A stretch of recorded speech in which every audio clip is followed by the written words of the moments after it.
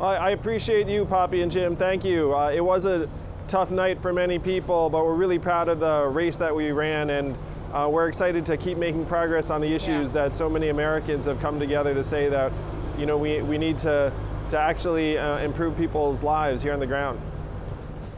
You know, I saw someone, I was at the bookstore yesterday in Brooklyn, and a man was in there with his daughter, and as he was walking out of the store, he had a math button on the back of his hat. And it made me think about you. Obviously, you've changed, I think, the party. You changed the race. What do you think you left it with in this process? Well, I hope one of the big lessons that the other Democratic candidates take from my campaign is that we can't just run against Trump. We have to run against the reasons that got him elected, that he's a symptom of a disease that's been building up in our communities for years, and we have to get to the harder work of curing the disease. Too many Americans do not feel like there's a place for them in the 21st century economy that is transforming before our eyes, that we need to start rebalancing the most extreme winner-take-all economy in the history of the world and put more economic resources directly into families' hands.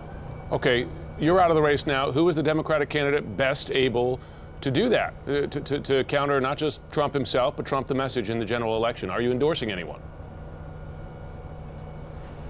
Well, right now we're still obviously reflecting on our own campaign. I'm already on the record saying I will support whoever the Democratic nominee is, and this process is very important for voters to make their voices heard and see what the direction of the party is. So no endorsements right now, though other candidates have been reaching out to me over the last number of hours, which I appreciate a great deal.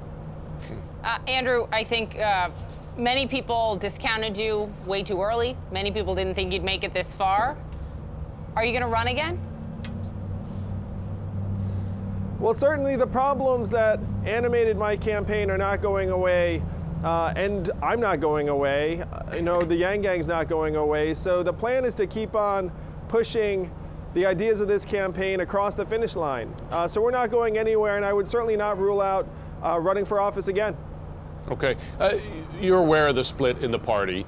You have your progressive candidates running, Sanders, of course, winning the primary in New Hampshire. You have more moderate candidates, and Buttigieg performing well in both Iowa and New Hampshire. Who gives Democrats the best chance? What kind of candidate? A left-leaning candidate or more of a moderate? To address the very problem you're talking about, which is, again, not just to go after the man Trump, but Trump and the forces that elected him.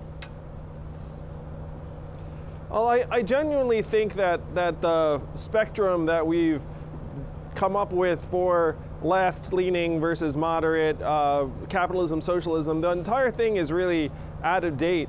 We never anticipated that technology would come along that could do the work of thousands of people in a matter of minutes. There's a friend of mine who said something I thought was really apt. He said, "We never knew that capitalism was going to get eaten by its son, technology." So to me, the labels are not very useful. We have to try and push our market economy to a point where it's actually built around making us and our families stronger and healthier and not maximizing the bottom lines of these companies. I don't know if that's a moderate, centrist idea or a left-leaning idea, but that to me is the future. Andrew, how do you feel about the bottom of a ticket? Do you want to be a vice presidential candidate? Well, I would certainly be honored to serve as someone's running mate. I'm already on the record, too, saying if I can solve these problems as someone's vice president, a member of an administration, we just need to start solving these problems for the next generation, and I'm happy to do my part. I'm also happy to do my part to campaign for the nominee and beat Donald Trump in the fall. Andrew Yang, thank you for your time, and also just want to say thank you to your wife for coming out a few weeks ago so bravely in that interview with our Dana Bash about what she endured and the sexual assault. I think she helped countless women in this country, so our thanks to her for her bravery as well. We'll see you soon.